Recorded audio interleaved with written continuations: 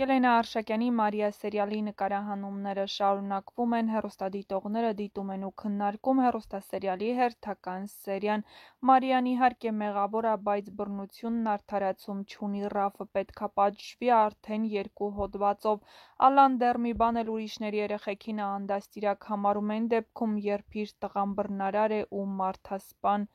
Մարիան չէր կարող 10 տարեկան երեխայի խելք ունենալ, սցենարիստը թող մի քիչ մտածի, կերպարի հավանականությունը 0 է, գրել են հեռուստադիտողները։ Մարիայի քայլն արդարացում չունի, քանի որ իրան 100 անգամ զգուշացվել էր, որ ինքնագլուխ քայլեր չանի, հաստատ Դավիթը պետք է հրաժարվի նրանից, գրել են հեռուստադիտողները։ Փաստաբան լինելով, Մարիան իր դիրքում չի դրա համար էլ Սոֆյան, Ռաֆը ոնց ուզում խոսում և վերաբերվում են նրան։ Սոֆյան շատ լավ է խաղում, շատ բնական, ապրումներն անգամ դեպքից երևում են, ափսոս, որ սցենար գրողը շատ անհավանական ձևով է գրել։ Ահա այսպիսին էին այսօրվա սերիայի մեկնաբանությունները, եթե համակարծիք չեք, ապա գրեք ձեր կարծիքները։